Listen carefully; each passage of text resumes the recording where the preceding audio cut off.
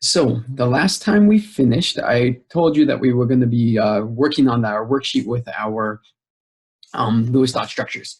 So we should have this worksheet pulled up, right? And already we should be able to fill in this first row. Right? We should be able to put in our number of valence electrons, and we should have our symbol with our letters or our Lewis dots around it. So remember that for fluorine, fluorine has a total of 9 electrons, but 2 of those are in the 1s, or not the 1s, are in the energy level 1. And so those do not count as our valence electrons. So our valence electrons should only be 7. Now, with our Lewis structure, as we fill that in, then our Lewis structure is going to be the symbol fluorine. And then we have 7 valence electrons that we need to put in there. And those 7 valence electrons should start 1 on each side, 2, 3, 4. And then we should double them up, 5, 6, 7. And so this should be our fluorine. Now, it doesn't matter where you start. You could have also started at the top. That is also okay. So both of those are equal to each other. The important part is just about how many you have together and how many you have open. So using your time now, go ahead and go through and answer in those other fluorine, oxygen, potassium, and aluminum for our structure. And then we're going to move on to the next part. The next row is us talking about ions. Now, ions adjust our number of electrons that we see inside of that element. And so our valence electron count is going to change. Instead of being 7, like it was for our fluorine, we're now going to be 7. And because we have a -1 charge, then we have to add in 1 more electron. So we should have 8 valence electrons. So our fluorine should be like this. 1, 2, 3, 4, 5, 6, 7, 8. And then when we have ions, what we need to do is we need to indicate the charge. So we'll put brackets around it. We'll put the charge up on the right-hand side. For something like potassium, potassium normally has 1 valence electron. It has a charge of +1, so we need to take away one of those electrons that it's lost. So we have 0 valence electrons. And so we get something that looks like this, potassium with a plus. So Lewis's theory for bonding does work with ionic ones, but it's not quite as useful as what it will be for our covalent bonds. And the reason for that is that our ionic bonds are our ions interacting, our cations and our anions. And so the Lewis theory, or the Lewis structures, really just end up looking like this one over here. We have a positive of that potassium, and it's transferred its electron all the way over to that chlorine for the negative. So while you can draw Lewis structures for ionic bonded ones, it's not quite as helpful as what we see with our covalent ones. What they do tell us is that since they are following the octet rule, it allows us to kind of predict the formula of ionic compounds, because we should know how many electrons can be transferred from one side to the other. It also gives us the relative strengths of the bonds, because we can think about their charges and how they're related, and then we also know about their atomic size.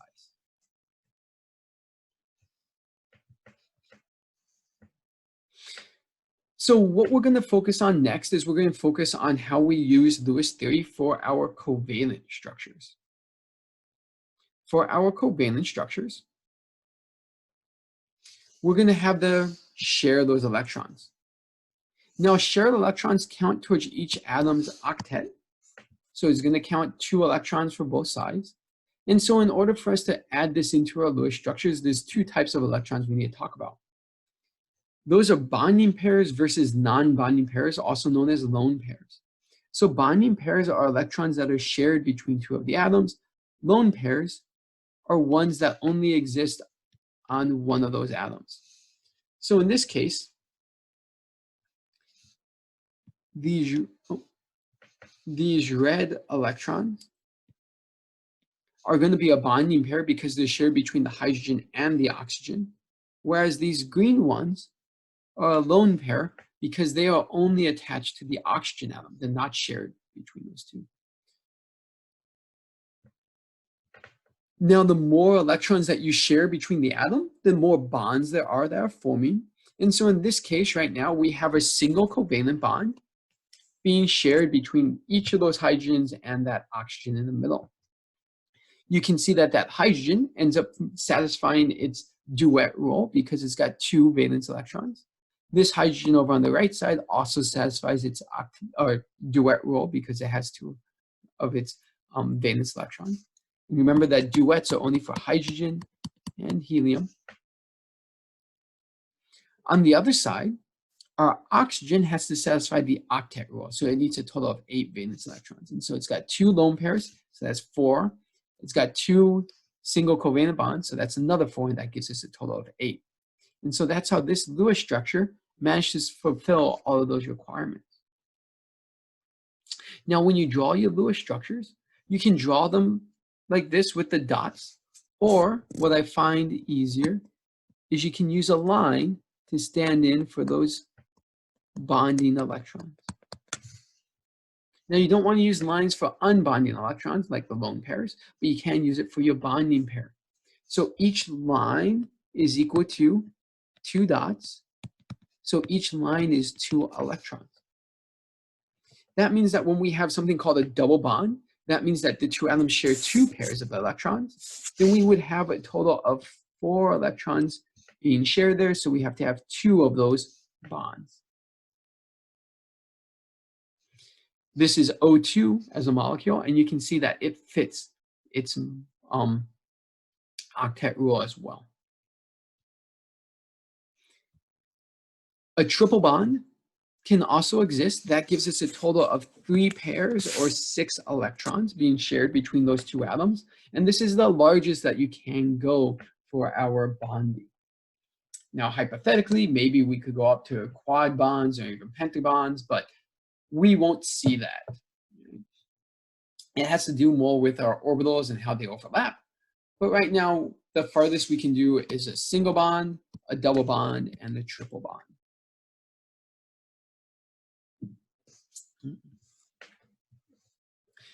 So what I want you to do now is I want you to go ahead and look at your structure, or not your worksheet, and we should start to fill in these first 2 columns. We should have in what it looks like for just our atoms. We should also have in what it looks like for our ions. We're going to talk about how we can do these next 2 columns coming up next. And this is where we're going to start to do our models, or sorry, our Lewis structures for molecules. We'll work our way through all of that part.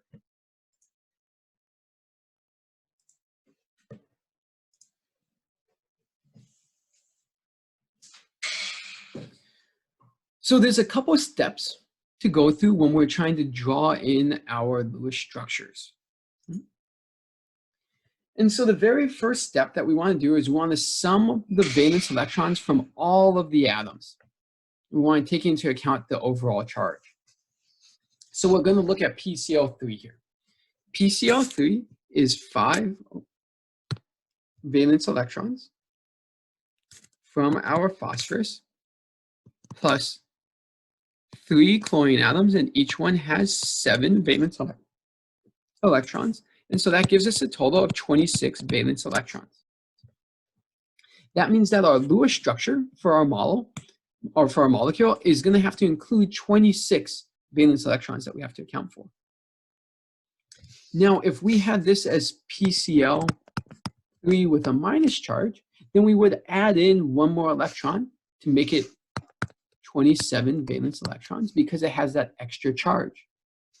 If it was PCl3 with a +2, then we would have to take away 2 of those electrons because it's a positive charge. And we would have had 25 valence electrons. So your charge should get included in this point. It adjusts how many valence electrons we have. But for us, we're going to stick with just PCl3, so we have 26 valence electrons. The second part is we need to write down the symbols for the atoms. And then we're going to connect them in what we call it is the bond structure, the skeleton bond. What that means is we should take the lowest electronegative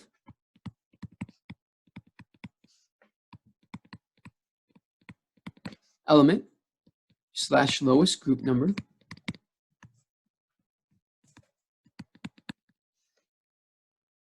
we're going to put that in the center. That means that if we were to compare phosphorus versus chlorine, phosphorus is in a lower group number than chlorine. It's also less electronegative than chlorine. And so we're going to put that one in the center. You can imagine that your central atom, it has to form the most bonds. So we're trying to choose the one that's more likely to do that. So something that has more openings, right? More orbital openings are likely to do that. The other one is if they have low electronegativities. So if we wanted to look at something like phosphorus, phosphorus's orbital diagram for its valence electrons kind of looks like this. And so it has 3 openings there for it to form new bonds with each of those orbitals.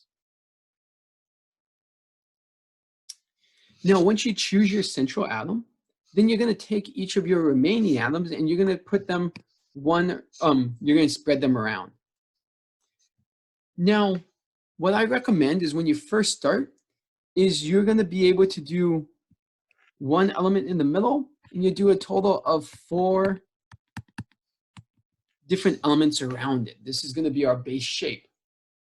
So when you first start, it doesn't matter where you place them, but I like to place them 90 degrees apart from each other so that way we can get a good spread. This also lines up very well for our Lewis structures when we are fitting in our octet rule, because an octet is a total of 4 bonds. And so generally speaking, in these beginning ones, we only form 4 different bonds around it. Later on, when we get into expanded octets, then we can start to add more atoms in there, and then our shape can change. So that's how we end up with the shape that looks like this, kind of like a T, is that we're trying to keep each one getting added to a side of that phosphorus, right? So 1 on the top, 1 on the right, 1 on the bottom, 1 on the left. You could have also drawn this one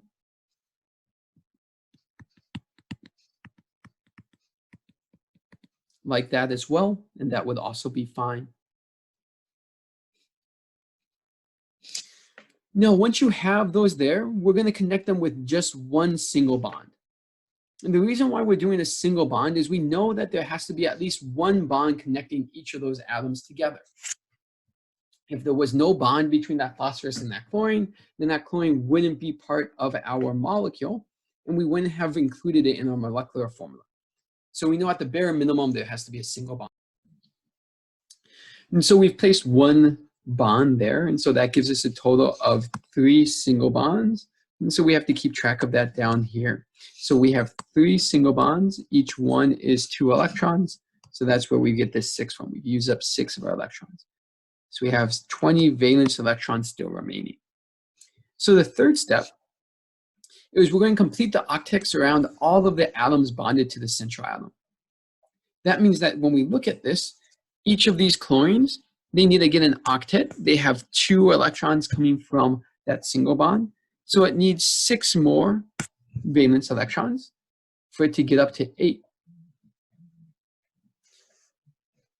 So if I have 1 chlorine, 2 chlorines, 3 chlorines, then I need to add in 6 to each of them. So that's going to give me 18 valence electrons. So that's where this is coming from. So now my chlorine has an octet, my chlorine has an octet, my chlorine has an octet. And we can move on to the next part. Now, when you're starting this, always start with your most electronegative outer atom, because they're the ones that are most likely to get the lone pair.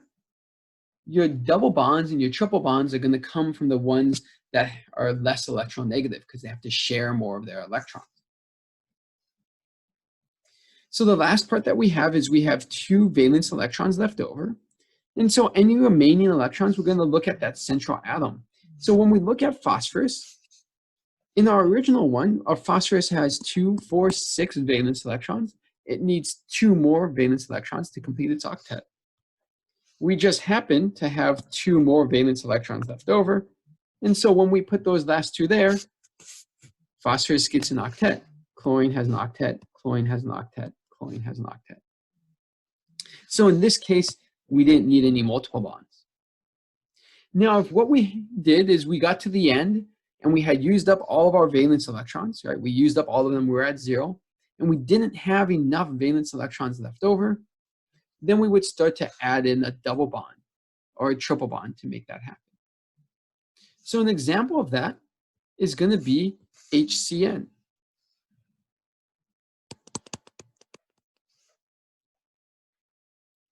And so I want you to start with your Lewis structure for HCN.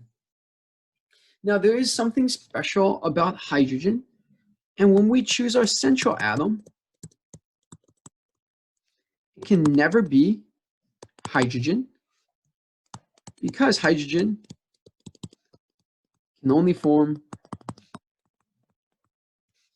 one bond. So between these 3, it can't be our hydrogen, and so our central atom is going to be our carbon.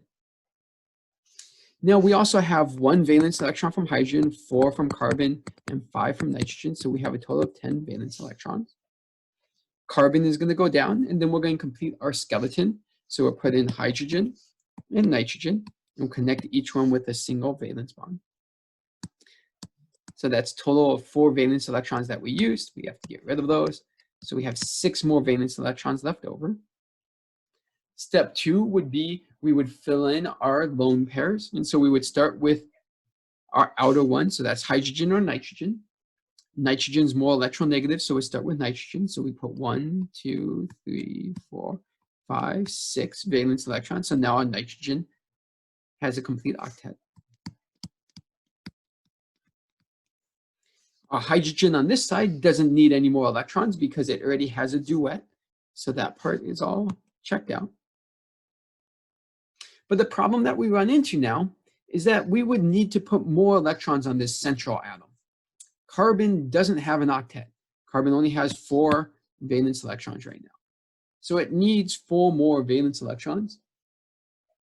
But we don't have any more valence electrons to give. We're all out of them. So that means that we have to go back and look at this nitrogen. We have to get it to share. So we're going to take 2 of these valence electrons from that nitrogen and we're going to move it to the middle. What that does is it changes our structure from, instead of being a single bond, to being a double bond. And you can see that our nitrogen still has 2, 4, 6, 8 valence electrons. And our carbon, instead of having 4 like it used to, is now up to 6. But that's still not enough. We still need more electrons for that carbon. So we have to do that again. We're going to take 2 more valence electrons, move them over into the middle. And we'll form what we call a triple bond.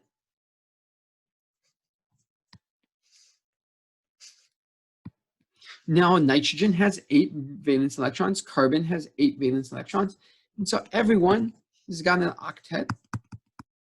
And so our Lewis structure should look like that.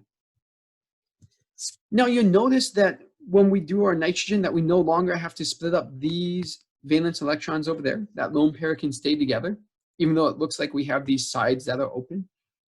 And it's kind of like each of those orbitals that they used to be in.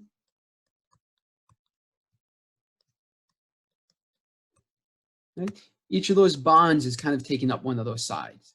But we don't really draw it like this. It just ends up being messy. But that's kind of the reasoning about why these lone pairs can stay together.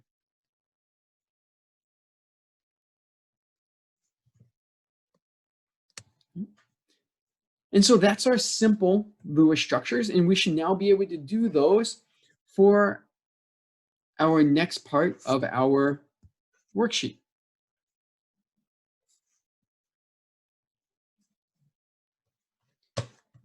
So we should be able to do both of these two rows down here at the bottom. We should be able to complete those with what we know. These next ones get a little bit more complicated because we start to break some of these rules. And so for today, we're going to stop here for our Lewis structures. We're not going to get into the expanded ones. We're not going to get into the multiple centers. And we'll come back to that part on Tuesday. So this first part is, I just want you to get through that very first part of that worksheet, that front side. And then we'll work on the remaining ones afterwards.